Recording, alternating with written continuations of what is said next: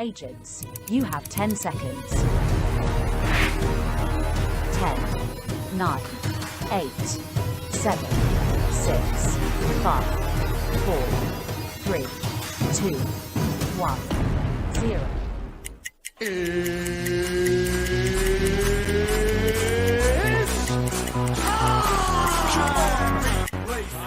Second, 2 out, Palmero over the head of Jenks. Uribe charges, throws, out! And the White Sox have won the World Series. Open, Chicago with the lead. The Chicago Bulls have won their 6th NBA championship. Under it, and to the middle with the 15, to the 20, breaks free of the 25, to the 30, to the outside, 40, midfield, 40, 30 to the coast, 20, 15, Hester's 5, touchdown Bears! Third time in 6 seasons, it's one goal achieved. The Chicago Blackhawks win the Stanley Cup. Right.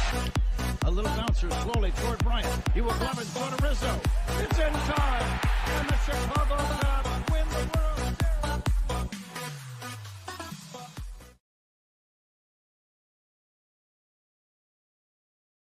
What up, what up, what up? Welcome to Shawn and Maya in the morning on this House Music Monday edition. I'm your boy, the SuperBack, Shawn Sierra. Thanks for tuning in. If you're watching us on Facebook Live, well, then I guess you found us on Facebook. And if you're not following us on Facebook, what? Listen, go to Facebook, type in Sports Zone Chicago, click the like button, and now you're following Sports Zone Chicago. Simple. But wait, there's more. Go to the shows page. Go to Shawn and Maya in the morning. So I was getting my tea together. Go to Shawn and Maya in the morning. We have our own Facebook page there as well. Like that page, and now you're following the show's page also. Now, if you're watching us on the YouTube channel, excellent! And if you're not subscribed to our YouTube channel, for real? All right, listen. Go to YouTube, type in Sports Zone Chicago, click the subscribe button. Okay? Also, click the notification button. All right? Do us that favor. Okay? Because that'll let you know anytime a show from Sports Zone Chicago goes live. Get it? Got it? Good. If you're watching us on our mobile app, yay! What? Please don't even tell me you didn't know we have a mobile app. Come on now. We have our own mobile app. So wherever you get your apps from, don't even trip. Whether it's iTunes, Google Play, Amazon, Walmart, Kmart, 7-Eleven, Zayre, Zemsky, Macy, Montgomery Wards, Venture, Woolworths, wherever you get them from. All right, you go there, you type in Sports Zone Chicago, you download it. Take us with you on the go. So not only do you get in the morning 3 days a week, not only do you get our other live shows throughout the week, not only are they archived there like they are on Facebook and YouTube, but I'll tell you what, we give you a slew. And I mean a slew of articles, thanks to my man Clarence Council III. Big up to Clarence for keeping you abreast of all articles Chicago sports related. And if you're watching us on our Roku channel, baby, I like that kind of party. Yeah. Please don't even tell me. Don't even play. Listen. We have our own Roku channel. Sports Zone Chicago, we have our own Roku channel. Make sure you download it if you have a Roku TV in the house. All right? Download the Sports Zone Chicago tile. Okay? Put it right there. Smack dab in the middle of Netflix, Hulu, Prime, Disney Plus, Max, HBO Max used to be, Apple TV Plus, Showtime, Paramount Plus, Stars. Come on, man. All right? Download it. Put us right there. Now, listen, if you have more than one Roku device in the house, do us a favor. Download it to all of the devices, all of the TVs in the house. Even if you're not going to watch it, it's in the kids' room.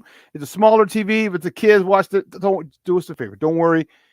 Please just download it to that particular device as well. You can also tweet the show. You can tweet us at Sports Zone Shy. That's CHI at Sports Zone Shy. Now, if you want to follow me, just me, personally online, you want to know what I did? Well, let me tell you what I did. You want to know what I did? Well, here's what I did. I mean, nice and easy for you folks. Nice and easy.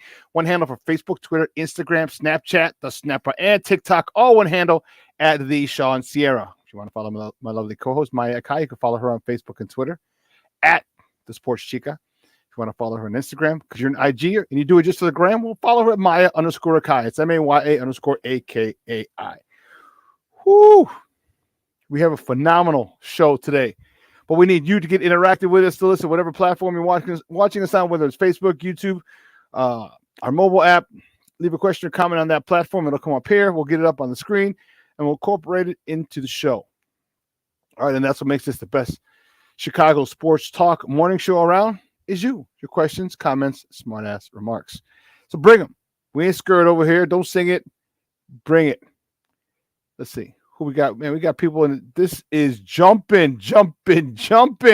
Man, Cornelius Squalls, what up, baby? How you doing? My man, Armando Emeterio, Lada Jr., he's in the house. I love it. Thank you. Michelle Walls and Mickey Figgy House, good house music Monday morning. And Bear Down, you know, baby. I was at my house music festival yesterday in Pilsen at Harrison Park, where I used to go swimming a lot. Look at my new shirt. Woo, Charlie, house music, Chicago. That's what I'm talking about. I like it. I like it a lot. Oh, yeah. Monica, good morning, mommy. How are you? So good to see you. Thank you for tuning in. I appreciate it. Cornelius Squalls in the house. What up?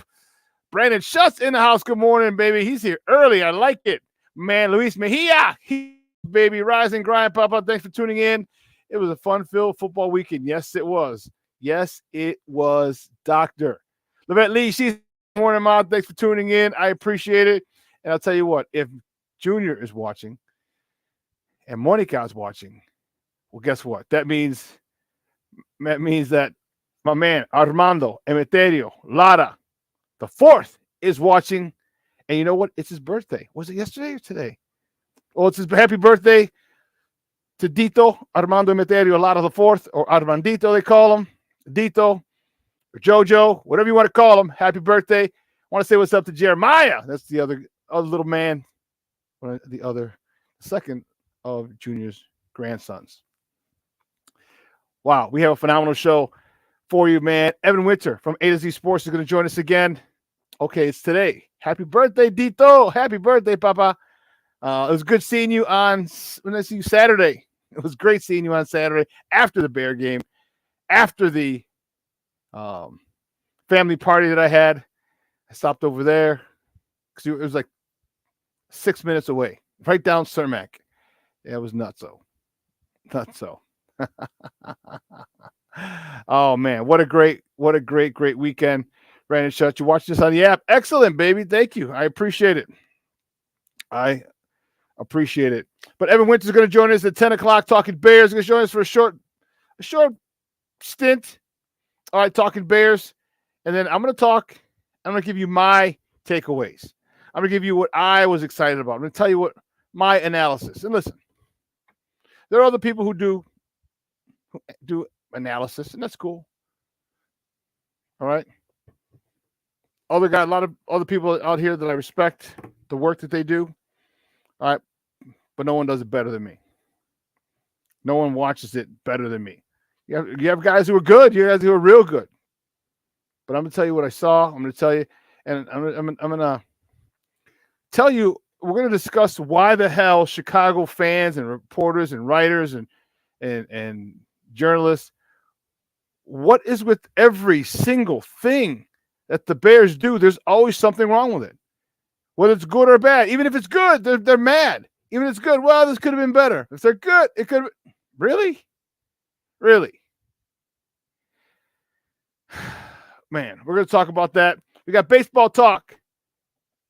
We're hitting the home stretch here, and the Cubs are in a playoff battle as they are north of the border, taking on the Jays. White Sox are home, taking on the Brew Crew. And Cub fans it was really funny. Cub fans were talking about this is the only time that they're going to root for the Sox. Oh man, I'll tell you what, I loved it.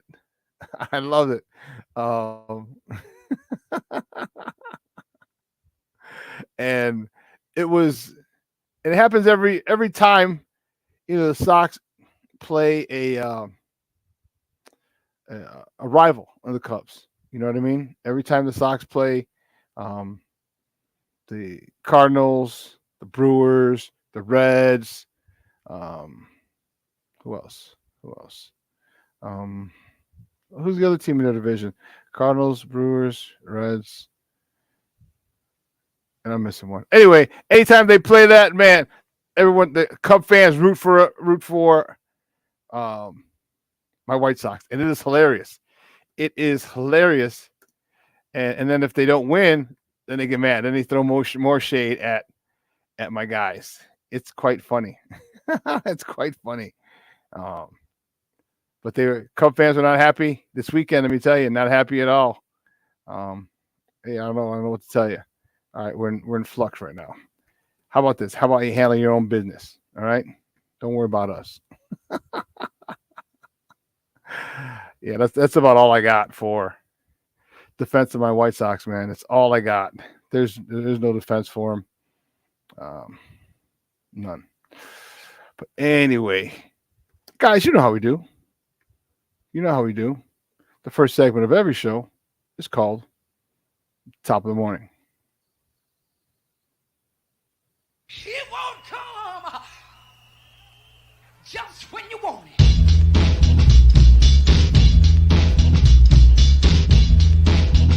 Top of the morning to you. Top of the morning to you. Top of the morning to you. Yeah. Let's see. Let's check it out, baby. The first top of the morning topic we have today. Where do we start? Where do we start? I don't know. What team should we start with? You know what? I know. The Cubs. Psych. No way. You know darn well, baby. The Bears beat the Tennessee Titans on Saturday. What? Yeah. Man, let me tell you something. Bears beat the Titans 23-17. Great day for our Bears. Okay, Justin Fields, he was 3 for 3 with 129 yards, 2 tutties, 158.3 perfect quarterback rating. DJ Moore had 1 catch for 62 yards and a tutty. Khalil Herbert, 4 carries for 15 yards, 1 catch for 56 yards and a touchdown. And Roshan Johnson, young running back out of Texas that a lot of people are high on. He had 12 carries for 44 yards. Listen, it was I was really, really happy with the way they came out. I was really happy with the performance of the starters. There was a lot going on there. Okay. Some of the stuff that how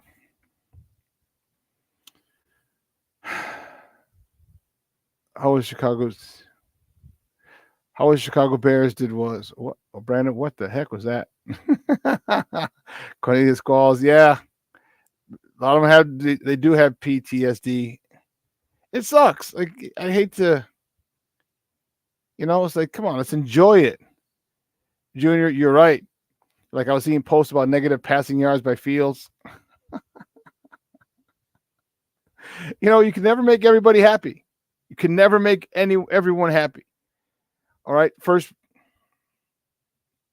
let's talk about that a little more later. But people are something else. People are something else, man. It's crazy to see how we're looking for something to complain about. That's all it is. Looking for something to complain about. Why? I have no idea.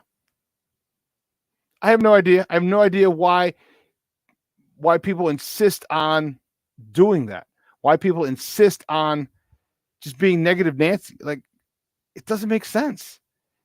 All the energy that you put toward criticizing the Bears and every good thing. First of all, the bad things that they do, and that's easy. Okay. But then you go and you criticize the good things that they do. Well, it wasn't perfect. Well, it wasn't a perfect pass. Well, it wasn't a perfect catch. Well, it wasn't this. Well, it wasn't that. I'm like, man, dude, are you Bear fans or are you what's the deal? You know what I mean? I'm like, I sit there and I'm thinking, if you're a true Bears fan, then be a Bears fan. Like, don't be a jamoke. Be a Bears fan. And it's truly, truly unfortunate how crazy and how bad we are as fans. I just don't get it. I don't get it. I won't ever get it. I don't know. I don't know. So, but we're going to talk a lot more Bears at the top of the hour, at 10 o'clock, all right, with Evan Winter. This is awesome. This was awesome. DJ Moore on his touchdown. How great was that? You know, his first touch as a Chicago Bear is a house call. House call. You know, and wait, hold on. If I'm not mistaken, stop me if I'm not mistaken. Didn't I talk about him last week? Didn't I say after that first week of practice that DJ Moore is that dude who can take a slant route and make it a house call? Didn't I not say that? Because I saw it. First practice, slant. Outruns Eddie Jackson down the sideline. Cuts in, cuts back out. Eddie Jackson had the angle. And he may have pulled him down. I don't know. But he scored. A house call. I said, that's gonna happen. We have that dude. And he does it. First play. His first catch, not the first play. I think it was the third play of the game. Of the Bears drive. We'll talk more, but I don't want to get me fired up. Don't get me fired up yet. I'm excited. I'm really, really excited. Don't get me fired up. Don't do it. So let's move on. The next top of the morning topic, the Cubs. The Cubs lose to the Toronto Blue Jays yesterday. 11-4. I know Cub fans probably aren't happy about that. I'm not gonna give you my feelings, but if you know me, you know how I'm feeling. The 11-4. Jameson Taillon, he got the loss. He's 7-7, 3 innings pitched, 8 hits, 8 earned runs, 2 walks, 2 punch outs. Dansby Swanson, 2 for 3 with a double, his 19th, driving in his 59th and 60th RBIs of the season. Patrick Wisdom was 1 for 4, hitting his 20th homer of the year, driving in his 39th and 40th RBIs of the season. Definitely not what the Cubs were. You know, they wanted to close that out. They wanted to close that out as they have the day off, and they prepare. They come home, and they prepare to take on the White Sox on Tuesday. Crosstown. I really hate this Crosstown because it's only 2 games. 2 games there, 2 games here. I hate it. I hate it. It is the worst thing. As a fan, all right, you know, we as a fan, I mean, I can't fathom how they did this to this Crosstown. It was always 3 days, 3 games, always 3 games, and they did away with it. Why? You know, I think they would have liked. I mean, the Cubs beat the Blue Jays 6-2 in the first game, 5-4 in the second, and they couldn't get that sweep. So they took 2 out of 3 up north, couldn't get that sweep. And you know what? That's important. Every win down the stretch right now is important for this Cubs team. They need it. All right, the Cubs are 6-4 in their last 10. They're still tied at 3.5 games back. I'm sorry for you Cub fans that my White Sox refused to help you, which is the next top of the morning topic. The White Sox. Yeah, my good guys. Good guys fall to the Milwaukee Brewers 7-3. That was a rough one. Dylan Cease, who is nowhere near a Cy Young contender this year, he got the loss. He's 5-6. He went 7 innings. A good outing for Cease. He's a real good outing. 7 innings, 5 hits, 2 earned runs, 2 walks, 7 punch outs. The bullpen, yeah, that's where they gave it up. Elvis Andrus was 2 for 5, driving in with a double, his 31st. I'm sorry, he drove in 2 RBIs, his 31st of the season. Carlos Perez. And I was like, who? When I was looking at this, I was like, who? The catcher, he's 2 for 4 with a double, his second, driving in his second RBI of the season. I was like, who's this guy that it was so funny that when I saw, I was like, who? I didn't even recognize who that was. Oh my goodness. That, but that's what you're going to see from now on. That's what you're going to see from now on, because right now the White Sox stink. I hate to break that to you. The White Sox stink. I don't know if you know it or not. I'm not sure if you saw the papers. The White Sox stink. And they're going to lose to teams. They're going to lose to a lot of teams that they should lose to. And they're going to lose some games to some teams that they probably shouldn't lose to. That's just where we're at with this team right now. As much as frustrating as it is, as much as it sucks, that's where we're at. That's where we're at with my White Sox. It's, you talk about a love-hate relationship. It's crazy. It is truly, truly crazy how I still am a fan of that team, but I just hate the organization. Just hate it. Hated it. Oh. Don't get me started. Let's keep it moving. The next top of the morning topic, the Sky. Come on, girls. The Sky, they fall to the Washington Mystics, 83-76. Our girls are rough. We're 12-18. All right. Clea Copper, she had a nice game. She led the way with 17 points. Marina Mabry with 15 points. Elizabeth Williams, 14 points, 12 boards. And Courtney Williams, you see her there, 13 points, 7 assists. Man, it's a rough go for these girls. It's a really rough go. All right, you're 12-18.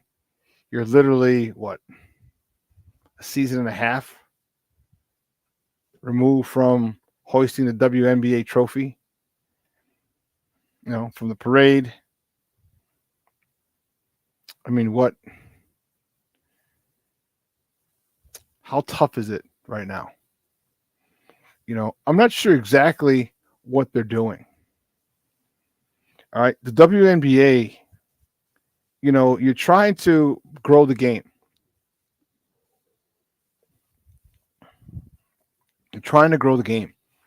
And the thing you can do the least is what you're doing. The thing you can do the least is have super teams. The WNBA does not need a super team right now. They do not. Okay, you got the Las Vegas Aces, a super team, and was it the New York Liberty? 2 super teams. Basically, that's going to be the finals. Is what most people are. The way it looks now, you don't need that. You need parity. You need each town, each city, each franchise to have a viable chance to win the WNBA championship. Because what's going to happen is all these other small towns, all these other cities, they're going to lose interest if they know that their team has no shot. Attendance is going to be down. All right. There was a wave of support for women's hoops, especially last year. The NCAA did a great job, okay, of hyping it, promoting it, and getting a lot of hype behind it, excitement behind it. They kind of picked up from WNBA because Chicago, we really hadn't been a Sky town, okay. But once Candace Parker got here, the WNBA became a fixture, and then she left, and that screwed it. Once she left and the exodus began, Nobody wants to go to Sky games anymore.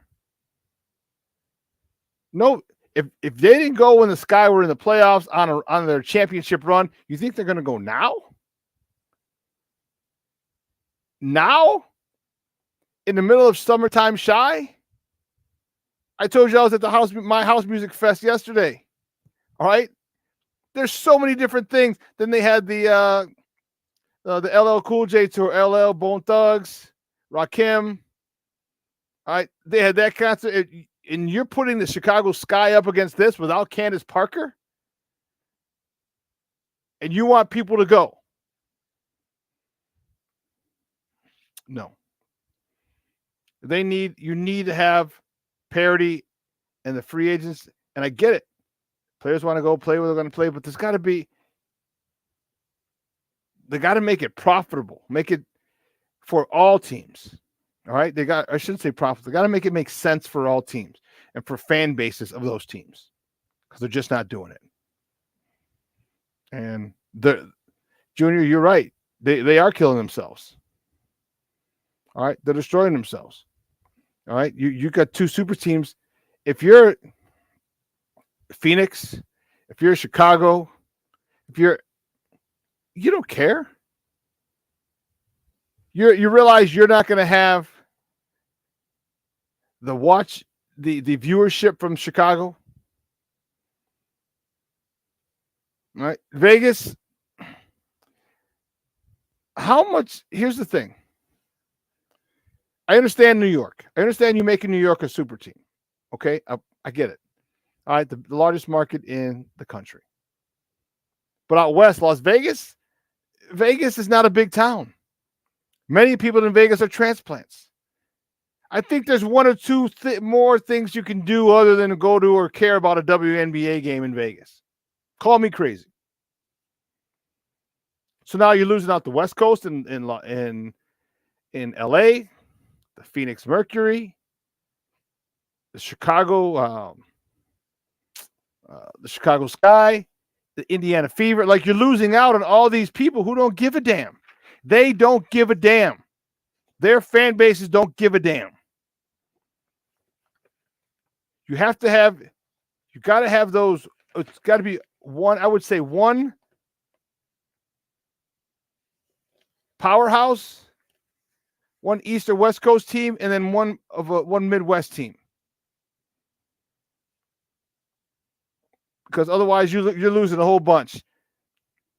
All right, New York, I get it. 800. Las Vegas has 3 losses. Las Vegas is 27-3. New York is 24-6. Connecticut 21-9. Atlanta 15-16. Washington 14-16. Chicago 12-18. Indiana. Like, you're losing the Indiana market, Chicago market, DC market, Atlanta market. So you're going to have New York and Connecticut. All right, on the East Coast. And on the West, I just talked about Vegas, but Dallas 16-14, Minnesota 14-16, LA 12-18, Seattle 9-21, Phoenix 9-21. So you lost the Phoenix market, Seattle market, all these different markets you're losing because all the smaller teams are not going to be competitive. Okay, now it's going to go down the drain. But I digress. I want our Sky to do well, but that's asking a lot. And damn sure ain't going to be this year. All right, well, listen, let's take a quick break. All right. On the other side of the break, we'll talk a little baseball. Okay, so don't go anywhere, folks. Keep it locked right here. Shawn and Maya in the morning on Sports Zone Chicago. Hey, it's your boy, the SuperBack, Shawn Sierra, and be sure to follow Sports Zone Chicago on all social media platforms, on Facebook, Instagram, and our Roku channel. You can find us at Sports Zone Chicago, and on Twitter, we are at Sports Zone Shy. Also, be sure to download our mobile app so you can take Sports Zone Chicago with you on the go. Time out. How are you feeling right now? Happy? Excited? Angry? Overwhelmed? One of the best things you can do for your mind health is to name what you're feeling. It can sharpen your awareness and help you talk about your feelings with someone you trust. Here are 3 questions to ask yourself. Where are your thoughts right now? In the past, the present, the future? Do you notice any sensations in your body? Is your heart beating fast? Is there a flutter in your stomach? Or are you fully relaxed? What do you need right now? Time with others? Time to yourself? Remember, there's power in this awareness. So find ways to identify what you're feeling today.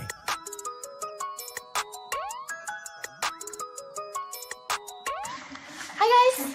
Hey. Hi, Megan. Hey, Jessica. Megan, you're a tramp. Brian Fitch told me you guys made out. Everybody knows. He said your breath smells like garbage. And he almost puked. He says you're the most desperate girl he knows, besides your mom. How many boyfriends does she have anyway? Lots? Your makeup makes you look like a clown. That zit is huge, zit face. Ugly.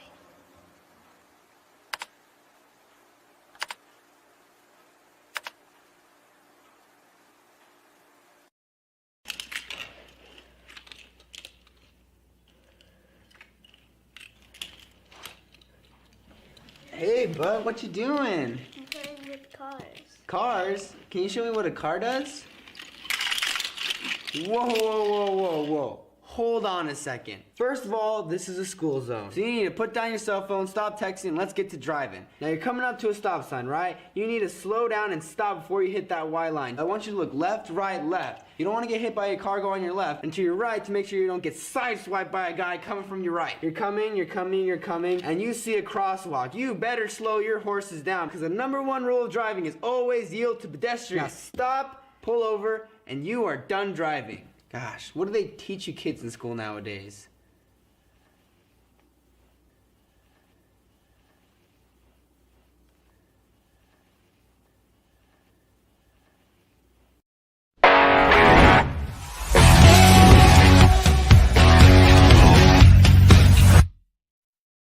Home runs, 58 RBIs.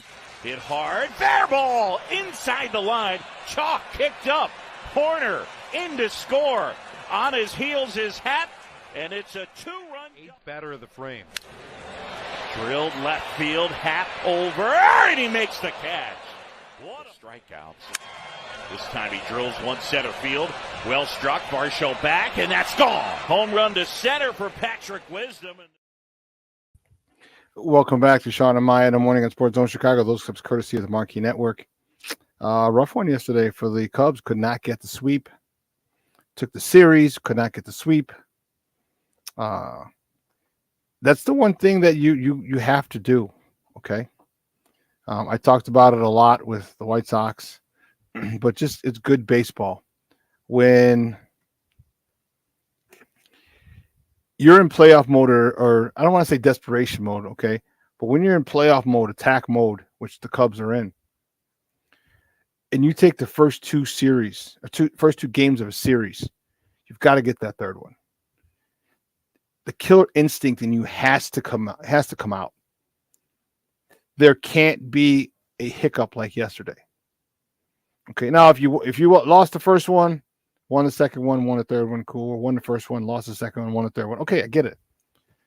But when that third game is there to be won for the sweep, you've got to get that killer mentality, that eye of the tiger.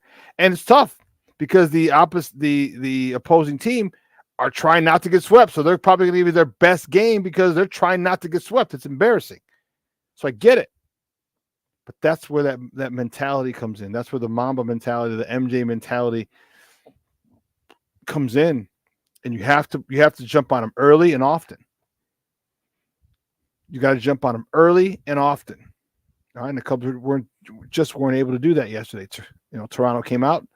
They needed that win to avoid the sweep, and they got it.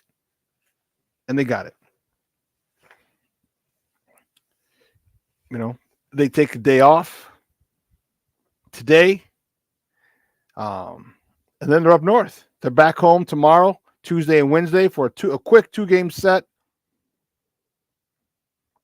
A quick 2-game set with the White Sox. They have to sweep them. And as much as I'm going to hate getting all that shit from Cubs fans. Cubs have to sweep them. All right? They got to sweep them, because if they don't, if they split, or God forbid the White Sox win too, I wouldn't say it's over. I would just say you made life a very, very difficult for yourself. You made life extremely difficult, because this is a team that you need to take 2 out of 2. Okay, hopefully one of the teams ahead of you, or you're tied for second, but so hopefully at that point, then Milwaukee loses a game, so you can pick up a game on them, and that's why Cub fans were hoping the Sox would, help them out. All right, 2 out of 3. If the Sox had been able to get 2 out of 3, first of all right, it cuts the lead down to 1.5. Okay, but they couldn't do it. Couldn't do it. Cub fans are pissed. I was talking trash to my Cub fan friends, just saying, "Hey, we're not winning it for you. Do it yourself." Just to be a jagbag, because I knew that Milwaukee is a good team, and I just didn't think we have the wherewithal to hold them off. I didn't. I truly didn't.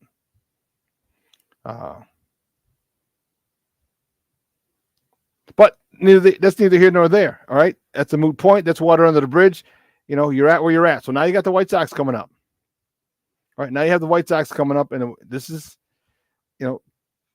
Bellinger's got to have a great series, quick series.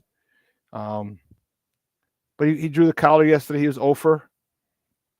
Dansby Swanson did damage for the Cubs, as you saw in the highlights. This is a team that you have to destroy.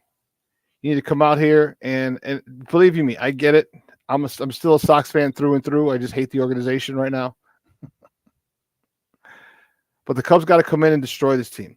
They have to get up early and often on this White Sox team, put up, 2 or 3 or 4 runs in the first inning, or 4 in the first 2 innings.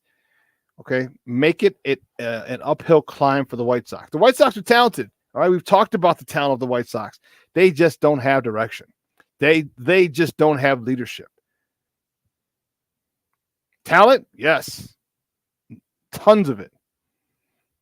Leadership, no. And that's what you need. That's what you need. Cody Bellinger, as much as I hate to say this, I want to see him go off. I like Cody Bellinger a lot. I was mad when they signed him. Like, damn it. I was like, damn it. I wanted him. But a change of scenery did him well. And I know you Cub fans are happy for him. But now he's, every home run he hits, every RBI he drives in, his price tag goes up and up and up. And which you have the money to go get if you want. All right, you have money to go get him if you want him. It's going to be a bidding war. That's for darn sure. But you got the money. You got the money. And it's a tough call. Do you want that in your lineup every day, or do you want to sign Marcus Stroman?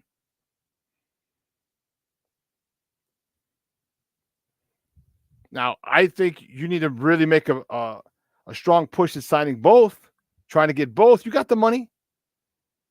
But looking at what Bellinger did, I mean, truth be told, I think Bellinger actually likes Chicago. I think he likes Chicago. I think, you guys know how it is. It's the best city in the world. The restaurants, the museums, the nightlife, the summertime, the festivals, the whole bunch of different things you can do throughout this great city of ours. The rooftops, the patios. And he have a good team, because you're probably going to make the playoffs. You're still in the fight. But if he likes the pieces that he sees, and he likes some of these youngsters, that could sway him to stay here in Chicago. Trust me, I highly doubt that he's going to give a hometown discount. That's first and foremost. His agent is Scott Boras. There's no discount of any kind coming from any of Scott Boras' clients, and understandable. His job is to get his clients the most money, and he does. So So now where do you go from there? Okay, we've talked about this. I've talked about this before. The culture of David Ross. He's got those guys believing. He's got those guys playing hard. He's got those guys all on the same page. All of them. They're all trying to win. There's no hidden agendas. There's no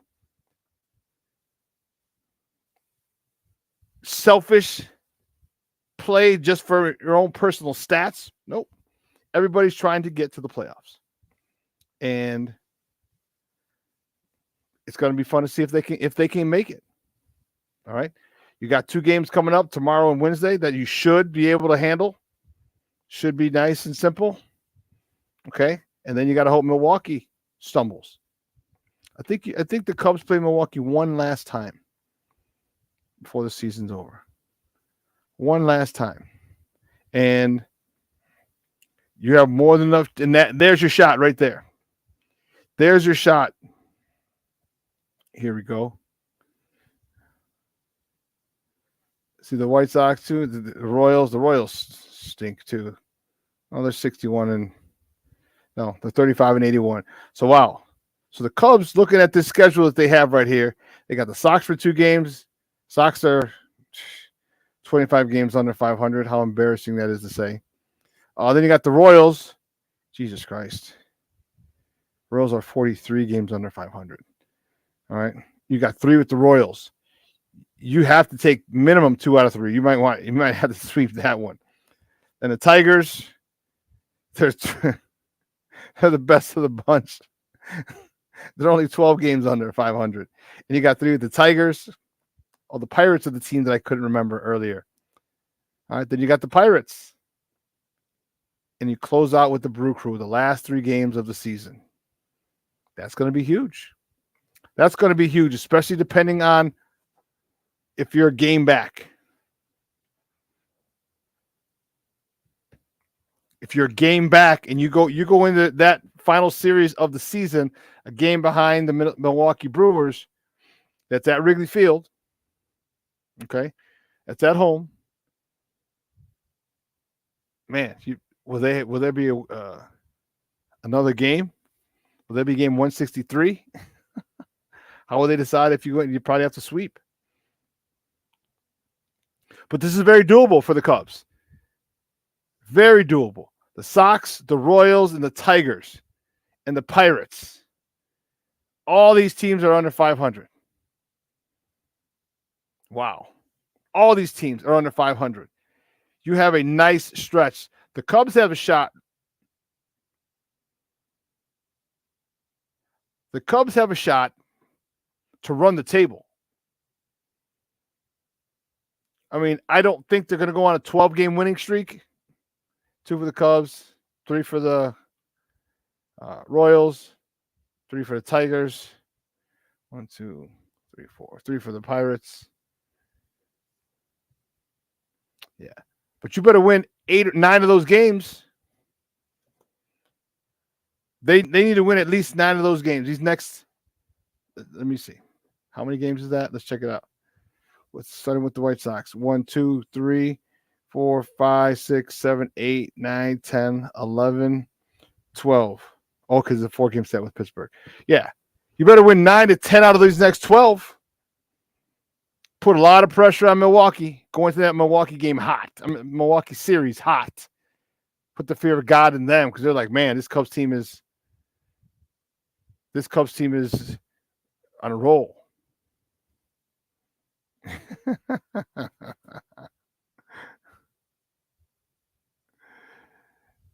So the Fire Ross post came out there in the middle of yesterday's game. You know, fans are something else, dude. There's something else. He still doesn't have all the talent he needs.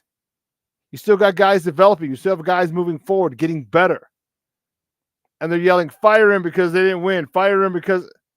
Come on, man. Junior, this is funny. I think the Fire Ross people are the very same people that say Fields is a running back, not a quarterback.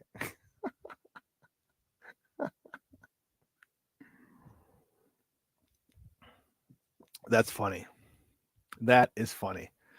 True. You're probably spot on with that, dude. I wouldn't doubt it.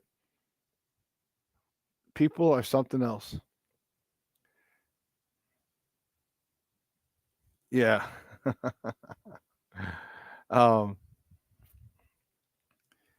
Cub fans, sit back, relax, and strap it down. You got a nice little stretch coming, a nice 12-game stretch. This could really put you in prime position. All right, as you face Milwaukee, the final series of the season. Can Cody Bellinger continue to come through? Can Dansby Swanson? What about the youngsters? What about Chris Morrell? Ian Happ? Are you able to do that? Are you able to come through? Now's the time. This is where your reputations are built. Okay? This is where they're built. In crunch time. Remember we talked about our old Uncle Hawk Harrelson used to tell us, don't tell me how many you hit, tell me when you hit them. Right now is the time where the Cubs need. I don't care about your 350 average or 300 average. Can you get the 300 average now when you need it? Now when your backs are up against the wall? Can you come up with a 300 average now? Can you still bat 300? Because they're going to need it. I don't care about how many homers you had to this point. Can you get key homers now? Can you get the bunt over now? Can you get a key hit now with runners in scoring position? Can you move the runner to get the ball to the right side and you move the runner to third base? Can you do these things? Now is the time. Pitchers, can you shut down the opponents? Now you're in full mode. I mean, this is the home stretch. You got to be fired up, just as fired up as the hitters to shut down these teams. Can you shut down these teams? Pittsburgh, they ain't playing for shit. Detroit, Chicago, Kansas City, they ain't playing for nothing. Do you have the wherewithal? Do you have the mental capacity and the cojones to go in there and sweep at least 2 out of 3, but sweep these bottom-feeding teams? Do you have that mental fortitude? We're going to find out. Because this is what great teams do. This is what great teams do. Great teams, when they play teams that are not on their level, they don't beat them. They destroy them. They destroy them quickly. And in baseball, it's a series. So you go in there, you have to continue to put up runs. 6-0, 7-0, 9-2 the next game, 7-1 the following game. Don't give them a chance. There's two. Gives your team confidence. But 2, it tells that team and the rest of the teams that you're facing the rest of the year that you're on one, that you are ready, you're locked and loaded. That's what it tells them. That's what it tells them. So, Cub fans, it's a busy stretch for you guys. These next 12 games are huge. Can you win 9, 10 of them? If you go 10-2 in your next 12 games, you put yourself in a great spot. Because we don't know what Milwaukee's going to do. So you put yourself in a great spot. My man Brandon Levington checking in from the West Coast. Good morning, Papa. How are you? Thanks for tuning in. It's going to be, put it this way, as sad as much as it pains me to say it, I got to say it.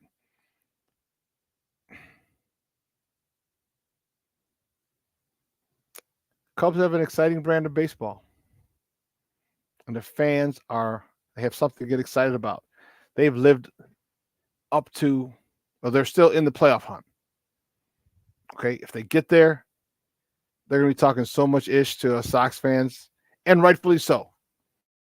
Okay, and rightfully so, because my Sox were supposed to be in the middle of their championship run, their contention, where they're 2 or 3 MVP candidates, a Cy Young Award candidate. All right, all these things should have been going on right now, and they're not. As a matter of fact, now they've gutted the starting rotation.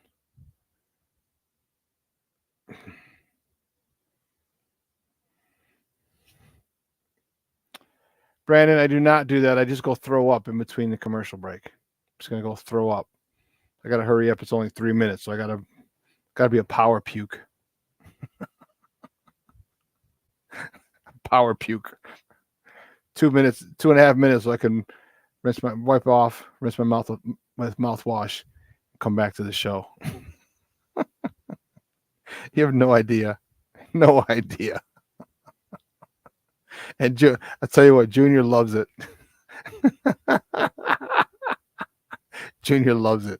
He's a big Cub fan. But you should be excited for Cub fans. You got every reason to be. You know, right? Get your ass to the ballpark. Support. You know, I told you, I'm only going to one more White Sox game that I can think of, maybe two. One is the August 25th, the Back to the 90s tour, Tone Loc. Who's the other dude? Damn. Vanilla Ice is the headliner. Vanilla Ice, Tone Loc, Wild Thing. And is it Rob Bass? It Takes Two? I think those three. That's the only reason I'm going. The only reason I'm going.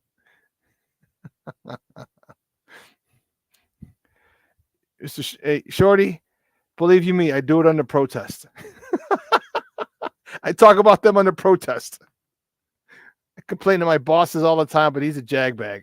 Yeah, that son of a gun. I don't want to talk about the Cubs, but my boss says you have to talk about the Cubs. And I'm like, all right, boss.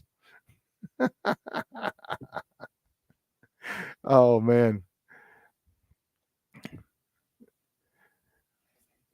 But my White Sox, they're just floundering around. You know what?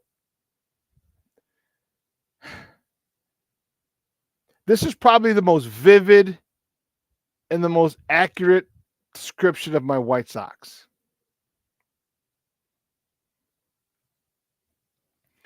They're like a fish that has been caught and is just that is in the boat. All right? And they're just floundering around. They're jumping around. And they're just going to die because they're out of the water. We're just floundering around in the boat, not doing shit. No, the boss. The boss is me. I'm the boss. So I was being facetious when I said I talked to the boss and he's a jagbag. That's me. I'm the boss. This is my network. I've had interesting conversations with myself. But that's the image I get of the White Sox. They're a fish they just took them off the hook, threw them in the boat, and now they're floundering around. Just oh, they'll win a game, get people excited. Or someone hit a home run. We're looking at Lewis Robert. You know, oh, great, yeah. And then they're about to die. And for us, dying is the end of the season. I don't even know if the Sox are going to show up tomorrow. I mean, physically show up to Wrigley Field. It's like, bump it. We suck. Physically show up to Wrigley Field. They might not even show up. Like, we'll forfeit. It's all right. We'll give you 2 wins. You know me. I'm being facetious. I'm being dramatic. I'm being dramatic because I'm so pissed at this organization. So pissed at my White Sox.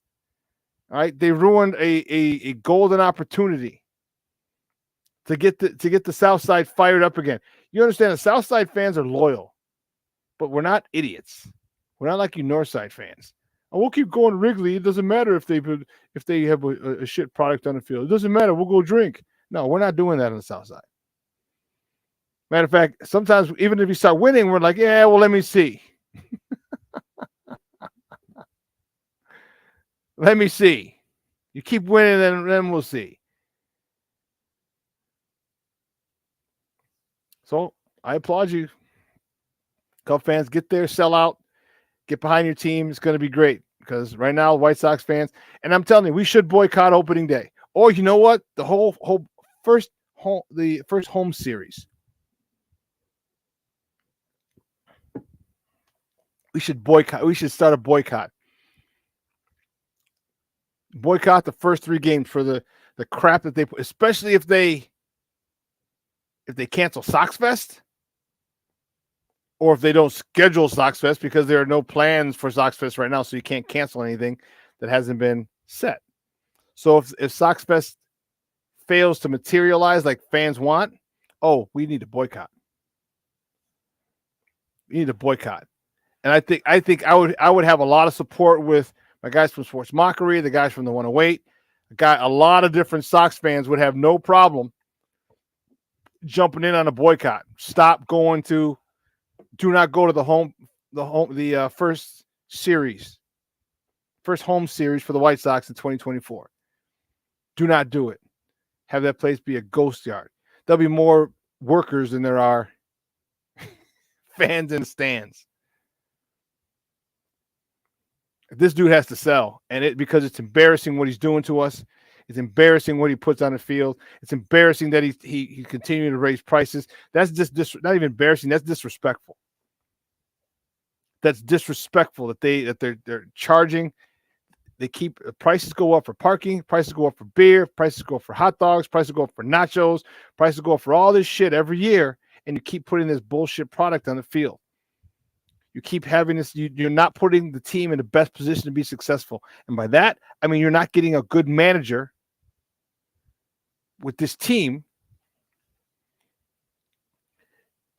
You're not giving this team a good enough manager to get them to the next level. You're not. Why? Because you don't want to lose control of making the lineup, of making the decisions, the personnel decisions. You get a manager like that, they're gonna be like, screw you. This is what I want. This is what I'm putting the lineup together. I'm making this. They don't want to do it. And this is what they got. This is what happens. So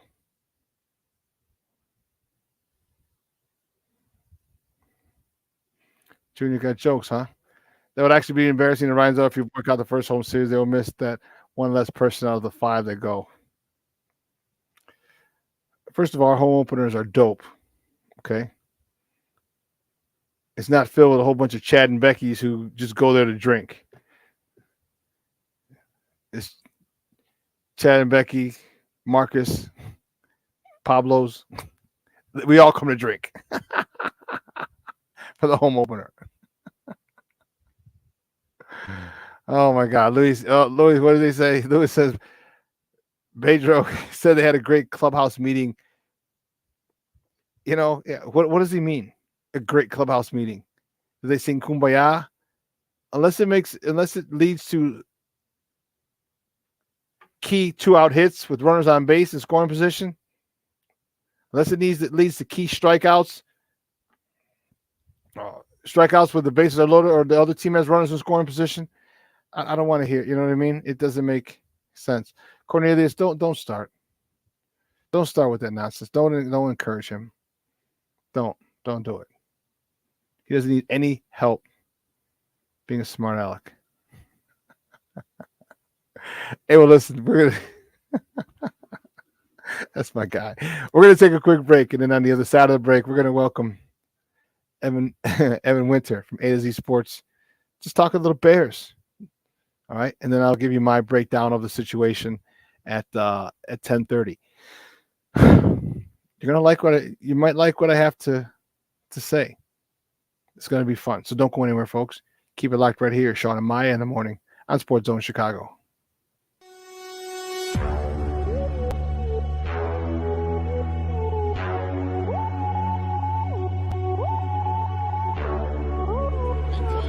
To run for 17, back he goes. Here comes Chubb. There goes the ball. Touchdown! Jones will walk at the left tackle. Time for Fields. Now he'll accelerate to get the first down. Great tackles, and he's off to the races. Oh, he got a terrific block. For every generation, it has started with the call to serve. Discovering the purpose and the belonging earned with the title. learning to dig deep and push through adversity together, defending our nation and its people. It is a life of great worth and reward. But Marines are never really finished serving. Their commitment comes full circle, visible in communities across our country. This is Semper Fidelis, always faithful, always Marine, marking a path for the next generation. So I've come up with a family emergency plan. Great. What is it? It's difficult to talk about, so I'm not telling you. How will we know what to do? You won't. I'm so glad I won't have to remember anything. And me too. Thanks for this, sweetie. Talk to your kids about who to call, where to meet, what to pack. Search Ready Kids at nyc.gov or call 311. This year, my mom got me the perfect bag for back to school. These colorful binders help me stay organized. These headphones are just what I need for studying. These new sneakers are just what I needed for the new year. This jacket is a real must-have. My parents got me the skateboard I wanted. It's pretty cool. These scissors really come in handy in art class. These colored pencils, too. These new socks, they can be a real lifesaver.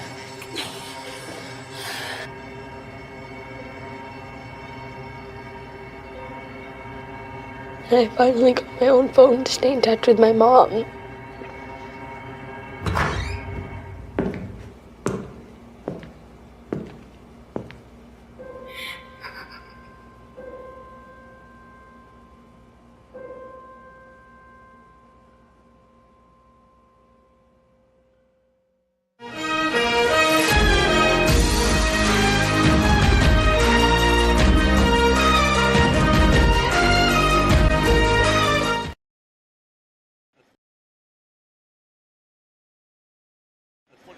Here this offseason.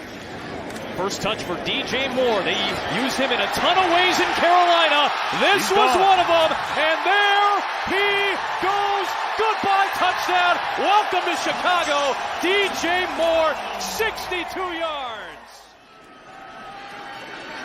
Levis hit hard from the backside. It is a sack for the rookie, Zach Pickens out of South Carolina. Blitz coming from the Titans. Fields trying to maneuver away. And is able to find Herbert with plenty of room to run again. A first down and more. There he goes with some blocks. Herbert still on his feet for the touchdown. Welcome back to Shawn and Maya in the morning at Sports Zone Chicago. Those clips courtesy of Fox. Whoo-wee! Man, oh man, oh man, was that awesome. That was the Bears' 23-17 victory Saturday over the Tennessee Titans.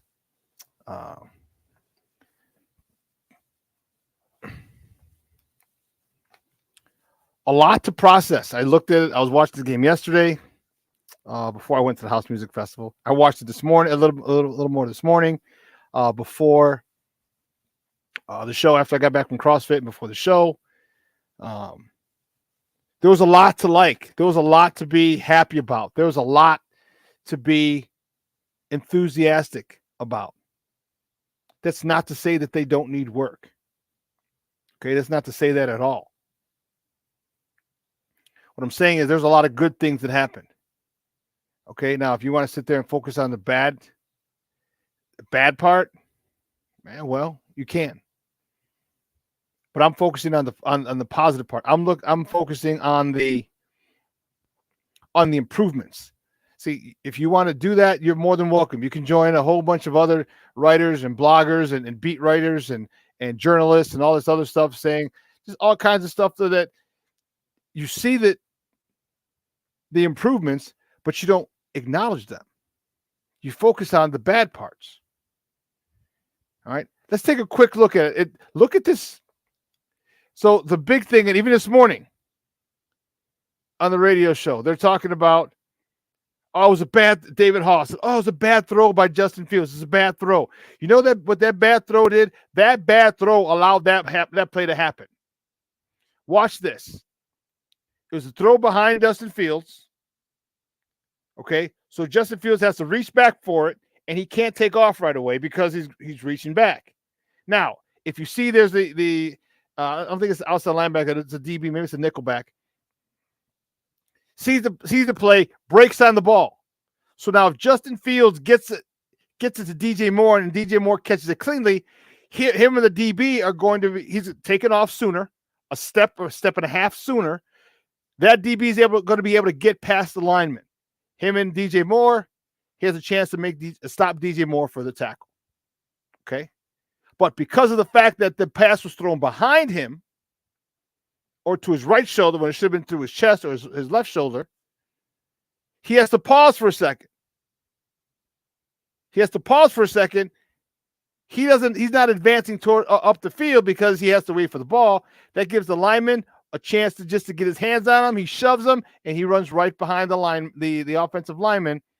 I don't know if it's Braxton Jones or Tevin Jenkins, and runs up for the score. Watch that. So just because the pass wasn't perfect, it worked out perfectly because of that. We'll just watch this one play. I'm just gonna show you that one play, and we're gonna show you how people just want to talk shit for no freaking reason. Watch the delay in DJ Moore because he has to, and see how it allows a lineman to pick off that defender. Football here this offseason.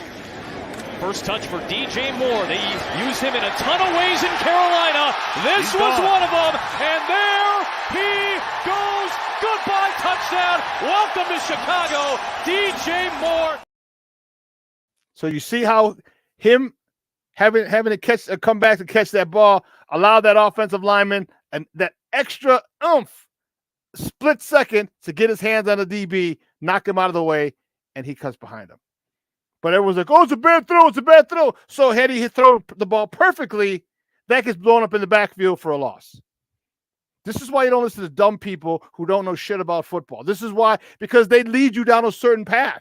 Then they got you saying, oh, well, Justin Fields got to work on his accuracy. That was a horrible pass, blah, blah, blah, blah, blah, blah. Look at what it did. It allowed him to pause, give an offensive lineman a split second, and it worked out to perfection. My guest, guys, good friend of the program. We had him on last week. I was like, bump this. I need him back again. I need him back, baby. He's from A to Z Sports. You can find him on Twitter at Evan A to Z, ATOZ, A to Z. Guys, just welcome back to Shawn and Maya, Evan Winter. Evan, what's up, Papa? Good morning. What's up, Shawn, man? Good to be back as always. And hey, we've got some football to talk. A lot of good football to talk about, man. That's awesome. So my buddy, I'm going back and forth. All right, I'm going back and forth. I was at the game Saturday. I was telling my cousin, I really, really want to buy the fucking chain. All right, the bear head chain. And it's $35. And not that I can go buy it if I want. I was at Hallis Hall but I'm like, I can't justify spending $35 on foam and a big goofy chain. I'm like, it's so stupid, but I love it. It looks so dope. And so my cousin, we're at the game. My cousin's teasing me. So they got this every time they showed someone on the big screen and they had a chain. It's like, Shawn, they're teasing you. Shawn, they're teasing you. It was crazy. And then my guy Junior's like, dude, you got to win it. You have to wear the victory chain. So I think I might have to break down and get it. So every time the Bears win on Monday, I come out with my house music shirt. I was at the house music festival last night and my Bears victory chain. I think that's how it's going to have to go this season. Dude, I mean, I'm down for it. And, I mean, there could be worse things like the Tennessee Vols put a trash can on their sideline at one point in time, and that was their thing. But it reminds you, they always say, like, your Alexis or your Google whatever play thing is always listening to you. The Bears might have, like, had some kind of hookup, listening in on y'all's conversations, is what it sounds like. Because, you look up, you Google something, and all of a sudden it's all over, like, the ads you on can't your phone and stuff. Yes. Like, is Big Brother listening? He must be. But let's get to football, man. Talk to me about Justin Fields. How'd you like the two series by the starters? People are complaining about his negative yards, and he didn't throw downfield, and he only hit the running back. Oh, but wait, they were complaining about him not hitting the running backs last year. What do we do? Everybody just in the words of one famous rival, just RELAX. I mean, like, this is what the Bears offense is going to be. They want to run the ball. They're going to use play action. They're going to use screens. They're going to use counters. They're all about motion and keeping the defense on its heels. And if you notice, in both of those situations, it was a 2nd and 9 and a 3rd and 8. Well, guess what? An aggressive defense like the Titans is going to send the house on a 3rd and 8. So, yeah, you get your guy out in space, and it's an easy throw that turns into, a 56-yard touchdown by Khalil Herbert or whatever it was. I mean, I liked what I saw. I think the most encouraging thing, though, is watching that offensive line on those first 2 drives. I mean, there were just dudes down the field. I mean, Jatari, I might be mispronouncing his name. Jatari. Okay, yeah, Carter. Either way, like, man, just watching him on that DJ Moore screen where, he's just coming down, and, that's huge right now with Nate Davis being out. So, the offensive line I thought was a big factor in Saturday's game. But, overall, Justin Fields, man, you got to like what you saw, especially on the touchdown pass to Herbert when he escaped pressure. I mean, that right there just shows you if you're going to bring the house after Fields, you better get him, because there's going to be somebody open at the end of the day, and he's going to find the guy and make the play. So a lot of it, obviously, it's preseason game 1, 2 drives, but still, I mean, there's a lot to like, especially when you juxtapose it with last year and, that first Chiefs game. And it's funny, and because I said last week and a couple weeks after the first padded practice, where Justin Fields hit DJ Moore on a slant, took it to the house, outran Eddie Jackson. I was like, this is what you can do. Like, you don't have Justin Fields and has said, this is what this guy can do. And then game 1, first time he touches the ball in preseason, he does it. Talk to me about what's on that set for for him, for the offense, and for the room. It's huge. And, the key thing about it is, a lot of people think of DJ Moore, running down the field, catching, long passes. I mean, you go back to last year's Falcons game where he won it for the Panthers. I think it was overtime or right before, or no, sorry, he almost won it for him. Right. They lost because of yeah. So, but either way, I mean, people think I'm like that, but dude, he's great with the ball in his hands. As we saw, he's good. I mean, he is a complete receiver. That's why the Bears got him in that trade. He is a true number 1 receiver that can run any route and can do just about anything on the field. So what that trickle-down effect is going to do is it's going to allow the Bears to play to all of these guys' strengths. They're not going to have to worry about one guy being the dig guy or one guy being the slant guy or one guy being the deep guy. Like, they can line more up wherever they want in the most crucial element of that play or whatever, and then they can complement him with all the pieces around him. And he doesn't have jokers around him. He's got legit dudes. I mean, Darnell Mooney is a legit dude. Chase Claypool, sure, he's had his ups and downs, but his rookie year in Pittsburgh, he showed that he can do what he can be, a good receiver. So he's got, and Cole Kmet. I mean, this Bears offense, especially with what Luke Getsy likes to do in terms of his philosophy and his play calling, it is set up to be a very tough defense to attack. And I like to compare it with the Packers offense in the fact that both of them are very versatile, and obviously Getsy connection, all that other stuff. But outside of that, it's a very versatile offense, but the Packers are still working their way up, but the Bears have a true number 1 guy in DJ Moore, whereas the Packers don't. And that in itself, again, is going to allow this trickle-down effect on the offense to where they can play all these guys to their strengths. And obviously that's what you want to do as a football coach. Offensive line, and guys, we're joined by Evan Wentz from A to Z Sports, talking Bears football here on Shawn and My Sports Zone Chicago. The offensive, I think, did a really, really, really good job. They had a good rushing. Roschon Johnson, 12 carries for 44 yards. Khalil Herbert, he had some good carries as well. What did he have? 4 for 15, so almost 4 yards pop. That's what you want to see, And you talked about them being they're going to run the ball, and they've made no bones about it. They're not hiding it. They're not pretending. They are going to run the ball, and with them doing that, that's what I want to see. Now, don't get me wrong. I think there's still more improvement. I think Darnell Wright did well. Had a couple of nice plays. Leatherwood got in there, had a couple of nice plays. Jatari Carter that you mentioned got in there, and he played well. Braxton Jones got. I mean, this offensive linemen are really, really coming together. Just stinks to me that this is not going to be the starting 5, okay? Right. Because Nate Davis is out, so he's got to get better. But talk to me about how you like the offensive line and moving forward, if they gel, what that's going to do for Justin, because they're going to run the ball, and Lord have mercy, if you run the ball and you got to bring an extra guy in a box, not good for defenses. Yeah, you gotta love it, man. I mean, what they're moving bodies, they're running downfield. I thought one of the funniest stories of training camp was Darnell Wright saying how he accidentally was training to run the 40 that the receivers. He was doing the training process at the receivers. But I mean, on plays like that, when the dude is launching down the field and just mowing people out of the way, I mean, that's where it comes into handy. But no, I mean, when you look at the depth too along this Bears offensive line, you've got Lucas Patrick, who can play all 3 positions on the interior.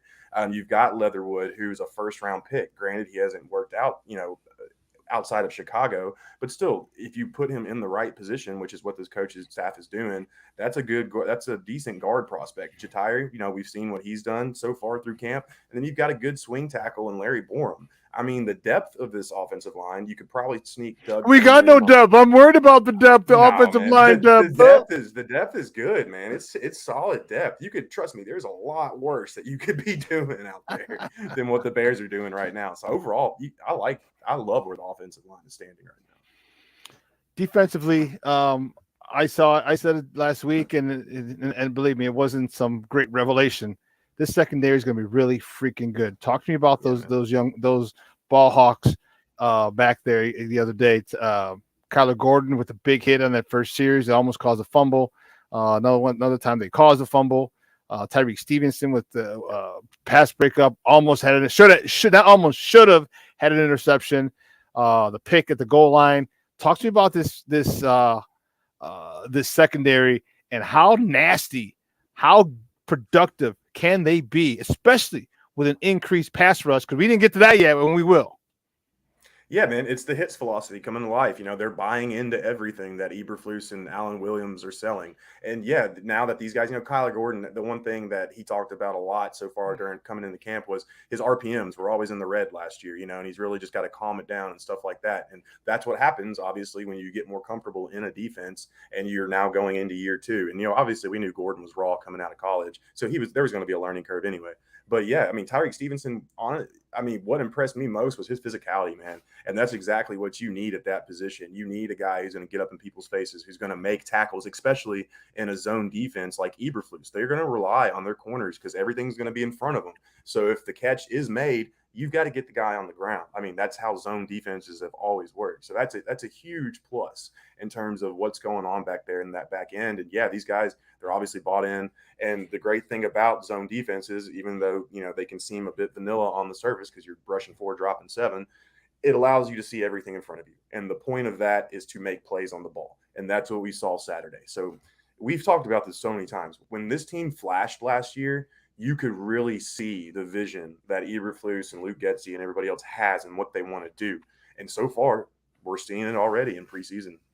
We really are. And I can't tell you how fired up I am, dude, because that second, they're ball hawks. There's a swagger about this team. Now, but defense in particular, defense usually a little swaggier, just, they can talk shit more and make plays. But there's a swag about it, man. There is this I double dog dare you attitude that they have amongst them. And it starts up front. All right. They got 8 sacks.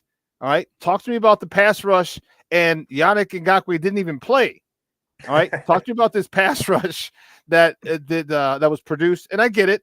A lot of these guys the sacks came on guys that are going to be cut in a couple of weeks. I get it.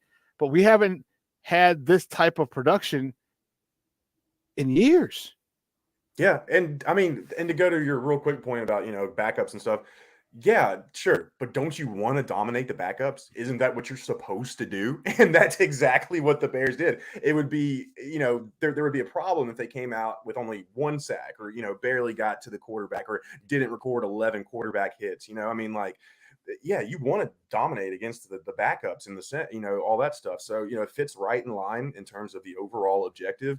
And yeah, dude, when you look at a guy like Zach Pickens, especially, obviously Dexter's going to be great. Javon Dexter's going to be great. But, Pickens is an underrated player, man. And, he showed a lot in college. He showed a lot being able to work in that interior defensive line. He's going to be a matchup nightmare on obvious passing down. So, that interior push that they're going to be able to get with Pickens and Dexter whenever, it's like a 3rd and 13 or whatever, it's just going to free up those ends to really go off and go crazy. And, and again, depth. You've got DeMarcus Walker and Yannick on the outside. And then you've got Dominique Robinson and Rasheem Green behind them. And you've even got Terrell Lewis and Travis Gibson. On top of other players. That's also a deep position too. And I think a lot of this, what you're talking about, this just confidence that we're seeing is coming off of the offseason. They did everything. Well, not everything. You don't always want to go completely to one side, but they did most of the things that they were supposed to do during this offseason to put this team in a way better position moving forward. And I think the team understands that, and they saw that, and they are, especially with what Fields can do. This is just set up perfectly for this team to form its own identity, create its own culture, and then just potentially explode in 2023. It was. Yeah, I agree with you. I really like what they did, and being in the same system, being comfortable in the same system. That's we talked about the growing pains of Kyler Gordon. Slot, outside, back to the slot. This dude, they are really, really putting themselves in a situation where they're going to make so many plays, and they're going to give Justin Fields a hell of a lot of short fields, pun intended. All right. That's going to be dangerous. That's going to be very, very, very dangerous when you get a guy like Chase Claypool back, because you can't double cover him. You can't shade a safety over him because they got this guy named DJ something or other who just took it to the house. All right, this guy goes up for contested balls. He can run away from you. He can run precise routes to get open. It goes hand in hand, and I love what they're doing. Talk to me about the linebackers. Tremaine Edmonds didn't play. But Jack Sanborn played, and also Noah Sewell played. Talk to me about your thoughts on the linebacking crew from Saturday. Yeah, we've talked about him a couple times. Noah Sewell looked good, man. He did. He had a sack, and he had a bunch of good tackles. And then, you got to kind of wonder now, and I am borrowing this idea a little bit from the athletics writers. I'm not going to lie. But you do have to wonder if, over these next few weeks, if he can maybe start pushing Sanborn for playing time. Because Sanborn had a couple of missed tackles. Yeah, he came out with the defensive stuff, but he had a couple, not so good reps.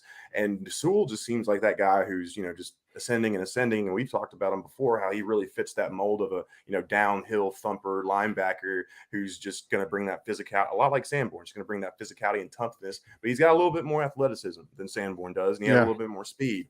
So, yeah, man, I love what the linebackers did. Well, not love, but I really liked what the linebackers did. But, yeah, you got to wonder over these next few weeks if Sewell can start pushing him for more playing time. Obviously, we'll find out this week. Two players I want you to talk about before we let you go. Terrell Lewis, all right, he was all over the place. He had a false start, and I was like, you son of a biscuit. But then he had sack, a couple of tackles. He was all over the place. And then Velus Jones. Talk to me about Terrell Lewis, and then give me your thoughts on Velus Jones. I like Terrell Lewis. He's got the length, man. He's got the get off, and he has a little bit of speed to power in his game, which is obviously, key for defensive ends and pass rushers. Yeah, you can't really go better than two tackles, 2 sacks, a quarterback hit and a tackle for loss and a forced fumble. That's day at the office.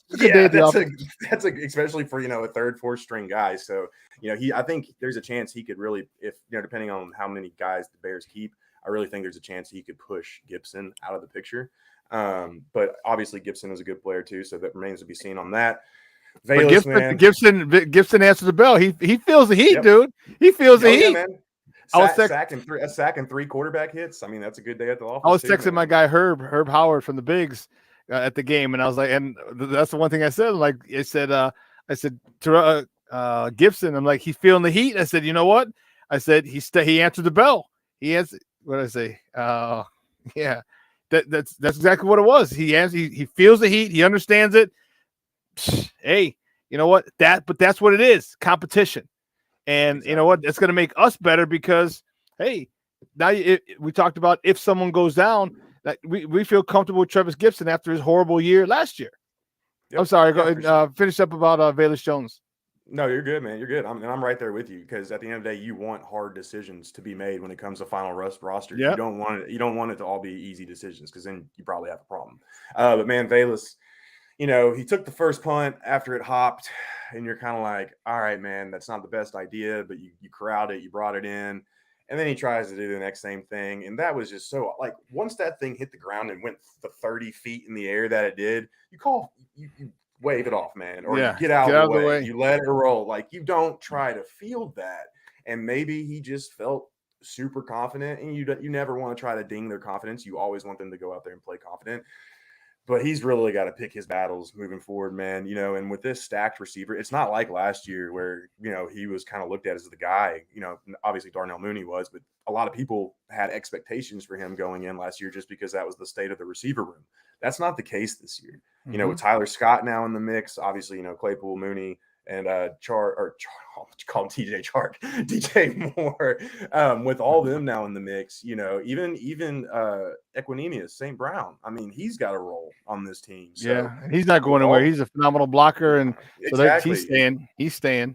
And he plays teams. So it's going to be interesting to see what happens with him, man. He's really got to pick it up, or else he could be gone by the time this season rolls around. Dude, Evan, great stuff, Papa. I appreciate it. Before you go, do me a favor. Let everyone know where they can find you and your work online. Yeah, A2Zsports.com. That's where we're at. We're making our final push for all 32 teams. Going to have them all linked up by the start of September. And then you can find me on Twitter at Evan_A2Z. Great stuff, man. We'll be in touch soon. Bear the freak down, dude. I'm fired up, bro. Telling you, it's here, baby. Woo-wee. If I wasn't sitting in the 400 section and walked up the 8,000 stairs, I would have enjoyed the first half more. Till we're like, you know what? They're not going to stop us. It's 25,000 people there. The $60,000 seat stadium. We'll just go and just sit like we're in the 200 level for the second half. I'm like, yeah, this is much, much better. That's awesome, man. And real quick, I will say this before we sign off. I love how people are complaining about Fields, kind of throwing it behind Moore, just to give those, and I assume there's probably a lot of Bears fans talking about that. They need to go back and watch Jordan Love's misfire to Luke Musgrave on a key third down on Friday night, and they'll feel a lot better about what Fields did. I mean, Love just absolutely screwed that pass up completely, and it's still getting talked about today. So at least there's that at the end of the day. Hey, great stuff, Evan. We'll talk soon, Papa. Thanks, man. Appreciate it. All right, thank you. Always a pleasure. All right. Guys, that's Evan Winter from A to Z Sports, talking Bears football with your boy.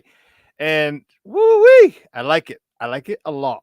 Listen, let's take a quick break, and on the other side of the break, I'm going to give you my take on what I liked in the game. So don't go anywhere, folks. Oh, my goodness. Excuse me. Pardon me. Don't go anywhere, folks. Keep it locked right here. Shawn and Maya in the morning on Sports Zone Chicago.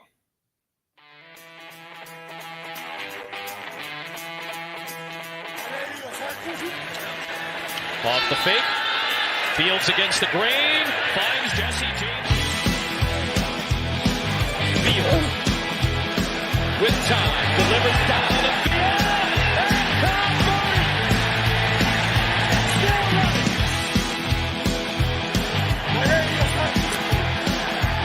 Made one way to Fields stumbling. Trying to cut it back. Justin Fields making magic happen. There goes Fields. Touchdown.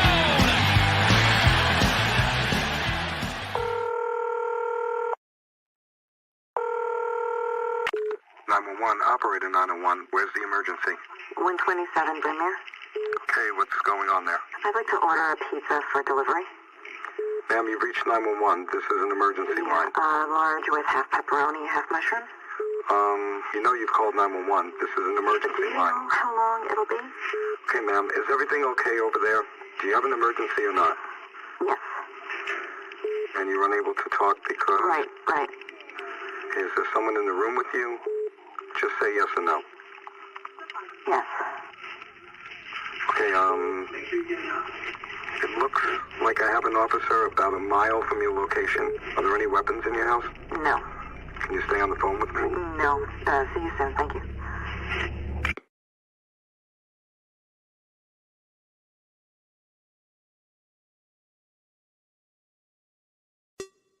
Hey, it's your boy, the SuperBack, Shawn Sierra, and be sure to follow Sports Zone Chicago on all social media platforms. On Facebook, Instagram, and our Roku channel, you can find us at Sports Zone Chicago. And on Twitter, we are at Sports Zone Shy. Also, be sure to download our mobile app so you can take Sports Zone Chicago with you on the go. When I'm flying, I put my helmet on, my visor down, my mask up.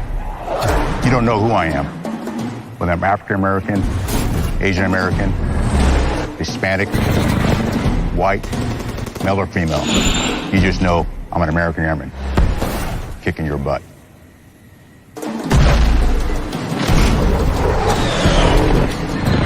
I'm General C.Q. Brown Jr. Come join us.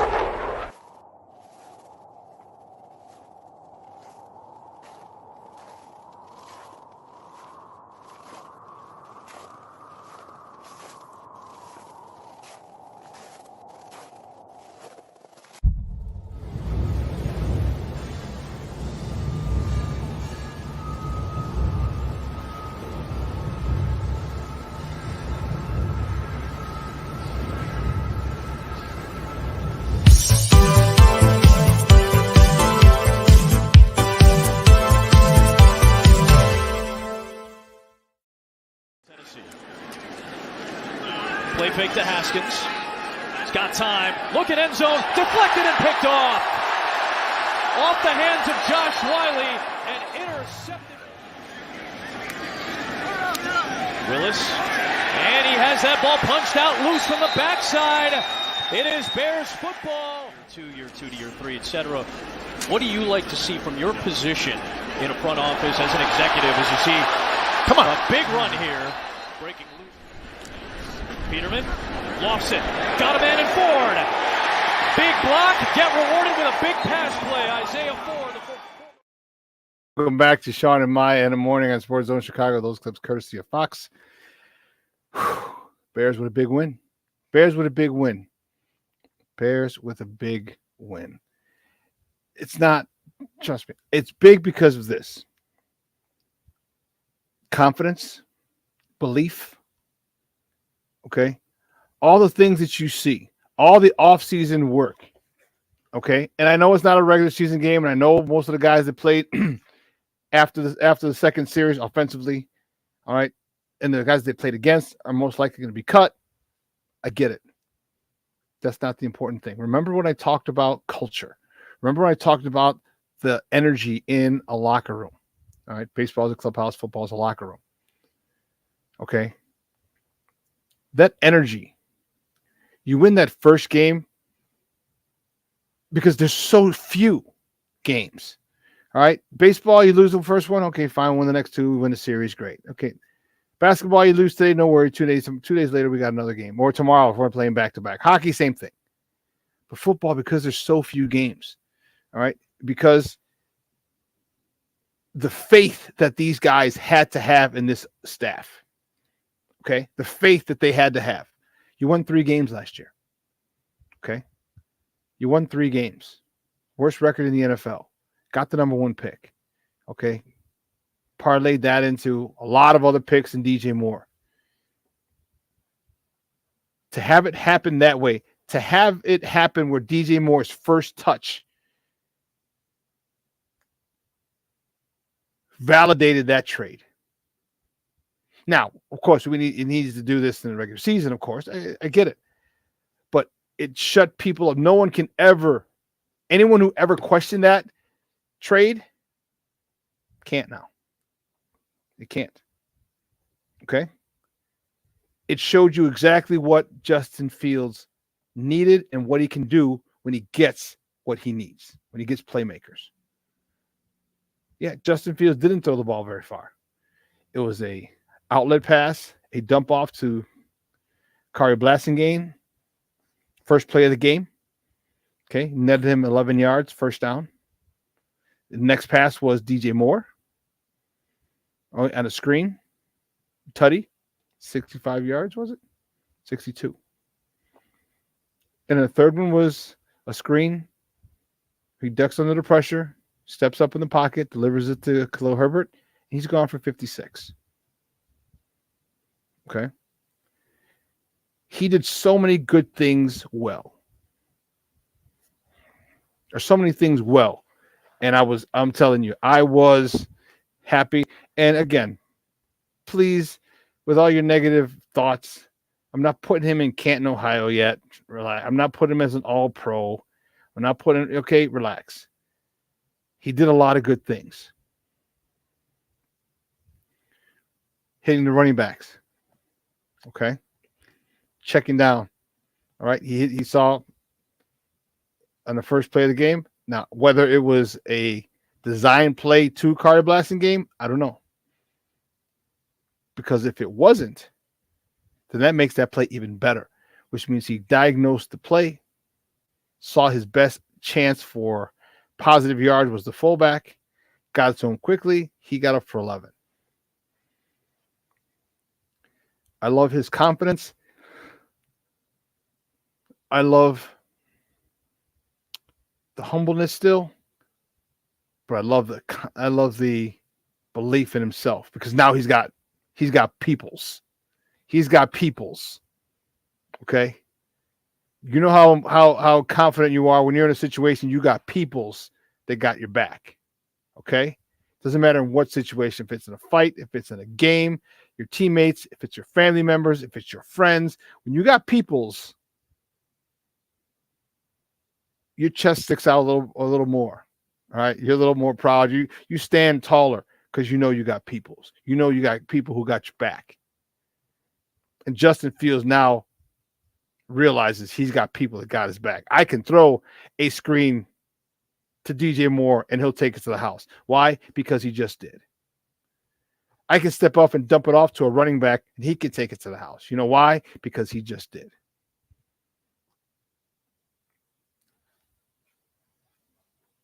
People were talking about Justin Fields and his inability to check down. Well, he just did. So now what you know what you can say? The screen pass to DJ Moore was behind him, which for all intents and purposes was the best place for it to be because it delayed him, giving DJ Moore, the offensive lineman, a 1 split second more to get to that block and make that play. Free up that running lane for him. So actually that bad throw was the perfect throw. The perfect placement for that throw. So now it's the bad placement on that, David Haw. And then other people say, well, didn't throw downfield. What is it going to stop? Well, he only had 4 touchdown passes. You should have had 6. This is what people are going to say. I'm telling you, this is what people are going to say. Well, he only threw 3 touchdown passes. He should have had 5. Are you serious? He overthrew 1. He can't do that. Watch as it goes along. What are they going to continue to make up? So I was happy for Justin Fields. And not because of the perfect rating. All right. It's what he did. Now, whether DJ Moore's thing went to the house or not, that's not important for me because that'll happen later. The fact that him stepping up at first, hitting Kyrie Blasingame, second hitting Kilo Herbert. These are the things that I wanted to see. These are the things that detractors, Justin Fields haters had talked about. So now he said, okay, here's another thing I'm adding to my repertoire. Here's how I've grown in the offseason. Here's how I'm more comfortable. And I realize now I can hit these guys in the flat and dump it off to them, and they can make plays. They can make plays. Shorty, you're right. He only passed for 350 yards. Oh, but if he would have hit that guy in the corner, he overthrew the guy in the corner. Man, he can't miss that. He's got to get that. Do it would have just done for 350, and you're bitching about him not getting 320, 375. It's not going to stop, but that's okay. Because Justin, it's okay. You just got to realize we don't need to listen to these people. Terrell Lewis and Travis Gibson. Those 2 guys showed out. You keep playing like that, they're keeping both of those jokers, and they are happy as a pig in slop. Yannick Ngakoue, Walker, Travis Gibson, and Terrell Lewis. That's a hell of a rotation. And you could put all 4 of them in if you want a NASCAR package. If they keep doing that, I was very impressed with Terrell Lewis. Sack, strip, forced fumble, 2 sacks, 1 strip, forced fumble. What more do you want? But the guy's healthy. Remember I talked to you about the issue with Terrell Lewis wasn't his talent. He went to Alabama. You don't go to Alabama, start at Alabama, and become a first rounder if you're not talented. He was injured. He's not injured anymore. He's healthy. He is healthy. And that gives us versatility, which we talked about. I love what he did. I love what Travis Gibson did. We talked about, I guess I was texting Herb during the game, and where was it? And I was saying, my man's doing his thing, and he's like, well, this guy's doing it too. I was like, yeah, you're right. You're right. Yeah. Well, yeah. I was like, Terrell Lewis making plays, and he's like, and Travis Gibson. I'm like, yeah, he's feeling the pressure and he's answering the bell. This is what's awesome. This is what's awesome. So do you remember that? Remember I made that call? Like, dude, this is a super sneaky signing. Sneaky good signing when they got him. You know what? I'm gonna have to go look back and see what day they signed him, and then go look at the next couple of shows after that. Because I want to be on the record. Say, hey, May 5th or April 3rd, February's. This is when I said this guy was going to be a sneaky good signing.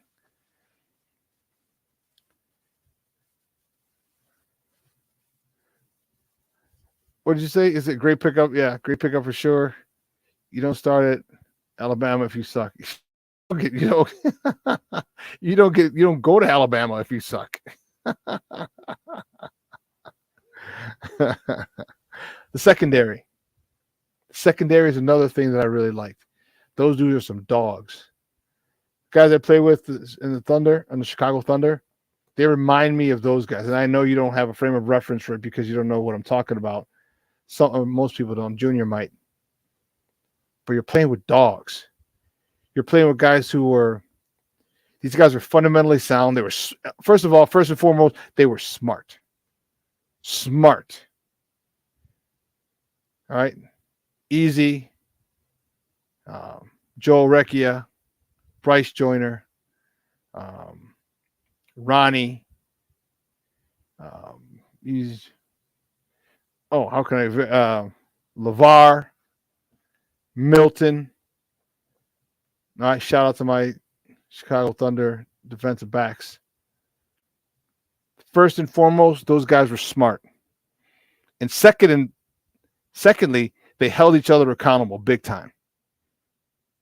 This is what this Chicago Bears secondary is doing. They're putting pressure on each other by their play. They're putting pressure on each other by their play. Okay? Oh, don't forget Guy Narduli as well. Although I didn't play with Guy on the Thunder. We played with him on the Chargers. That secondary is really going to be a problem for most defensive coordinators and wide receivers. You saw the big hit by Kyler Gordon. Jaquan Brisker didn't even play, and there were big hits. Their receivers getting knocked all over the field. Footballs fumbled and forced out. This group is hungry. Face a helmet on the football, forcing you to maintain proper ball security. Because if you don't, that's one of the biggest things for a lot of NFL players. Is proper ball security. And if you don't have it, this Bears team is going to get that ball on the ground. The defensive line. I really like the way that they pressured the quarterback. 8 sacks. It was 11 quarterback hits. Come on now. For real? 11 quarterback hits?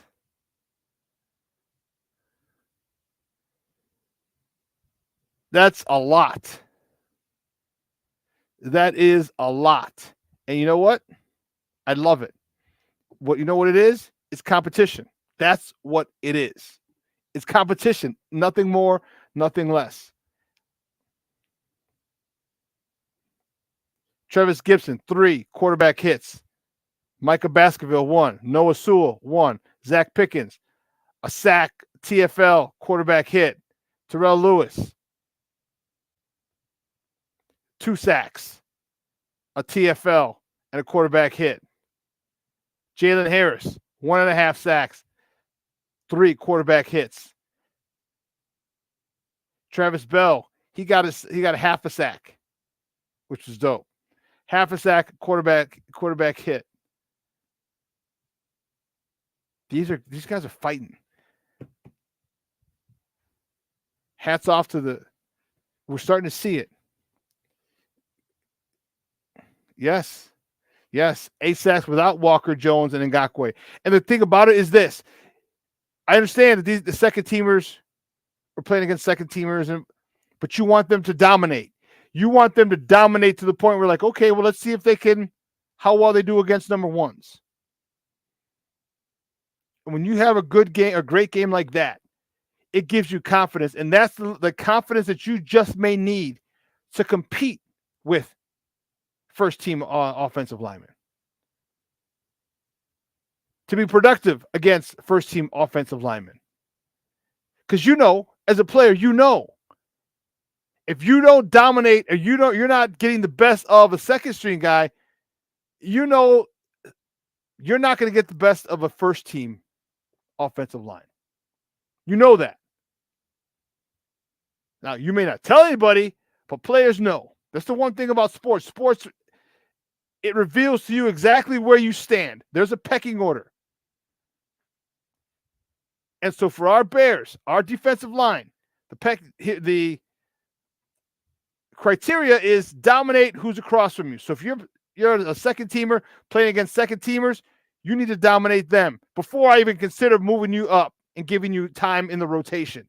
Because if you start dominating these second team players, I have to put you in the rotation. I have to see what you have. I have to see if it's not just them, it's the first team offensive line that you could dominate as well. I have to make a decision. I have to give you time. Because my job as a defensive line coach, as a defensive coordinator, my job is contingent on putting the best guys out there. If you make me put you out there because you keep getting penetration, you keep getting quarterback hits, you keep getting sacks, that's the name of the game. The whole thing is you want defensive coordinators to be like, Jesus Christ, I don't have enough plays to get these guys in because we're turning the ball over and we're not letting guys go 12, 13, 14 plays to score. So that's taking reps off of other people. That's the problem you want them to have. We don't give up 12, 13, 14, 18 play drives because we get them off the field. Or we pick it off after 4 plays. So now, what does that do? When you get in, now you understand that this play could be your last for the series because the secondary picks it off.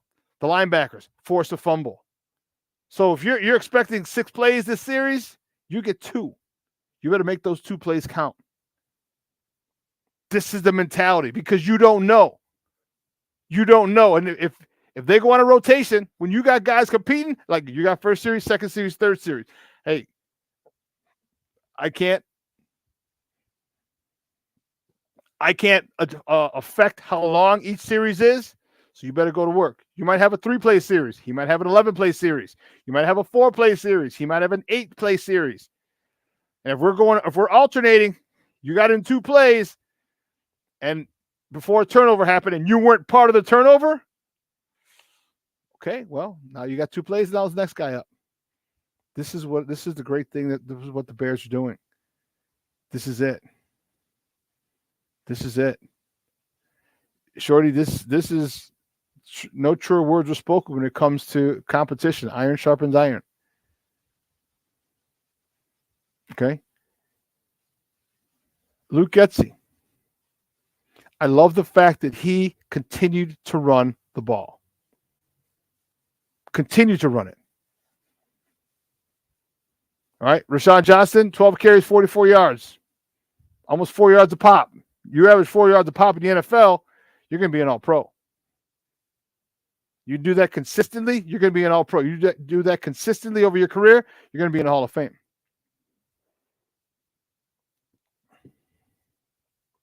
Not everybody's like Barry where they average 5 yards a carry, and that's with tons of being tackled behind the line of scrimmage. Imagine if he wasn't. He'd probably have like 6-7 yard average. But they kept running the ball. Yeah, we threw the ball a lot. We kept running the ball. He kept getting looks at people. Rashawn Johnson, Deontay Foreman, Tristan Ebner. And then the one more, number 20. Can't remember the young man's name. All these guys get it. The whole purpose is dance with who brung you. What's going to help Justin Fields in the long run? The run game. And I also heard him talking this morning saying, well, you have a running quarterback. No, you don't. You had a guy who had to run last year because that's what the recipe was for success last year. The identity of this team is smack you in the goddamn mouth, okay? Oh, and while you're worried about us smacking your mouth, now we're going to hit the tight end. Now we got a deep end. Now we got a post. Now we got a post corner. Now we got a go route. When you're getting tired of being smacked in the face and your hands keep coming up now is a big blow. That's what this team is going to do. And Getsy did not stray from that. I'm very happy about that. I'm very happy about that. Because you're going to win by attrition. If anyone's ever played football before, you've seen when your opponent doesn't want to win, they don't want to compete anymore because you beat the hell out of them. When you win by attrition, there's no greater feeling in the world. And that's what the Bears are going to do. They're going to win by attrition. They are going to body shot, body shot, body shot. You know what the body shots are? 4 or 5 yards a pop. 4 or 5 yards a pop. 4 or 5 yards a pop. Hit it to the fullback of the flat. Hit it to the tight end as a dump off. Hit it to the running back as a dump off. Body blow, body blow, body blow, body blow. Left, left. All my Mike Tyson punch-out fans. Body blow, left, left. And they're gonna wear you down. The fact that Luke Getsy stayed with the run got me excited. The defensive line. Bell with a sack from Kennesaw State. We talked about this.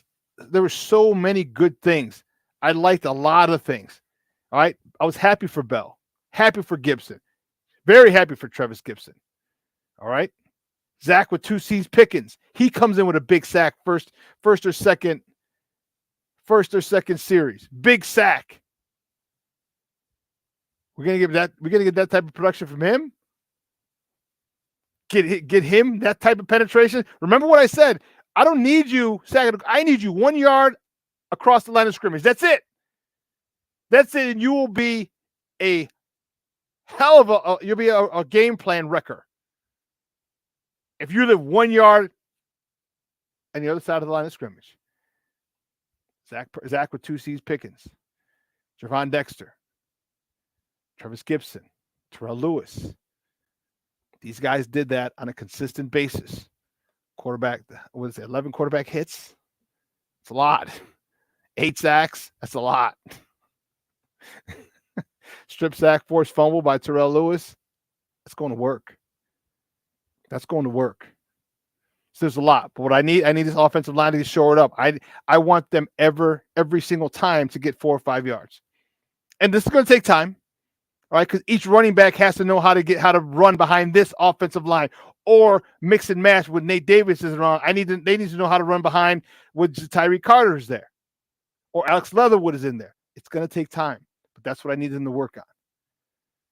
Now I need to see them throw more intermediate passes. Intermediate passes. Yeah, Nomad.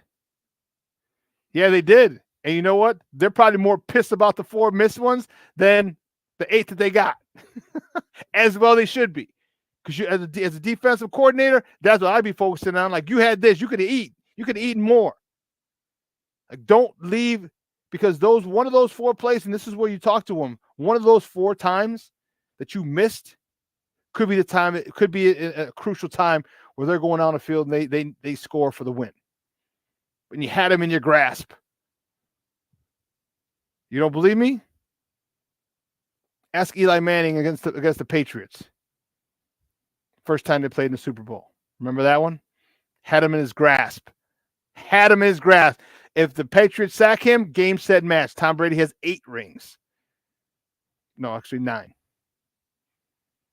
I forgot the one with Tampa Bay.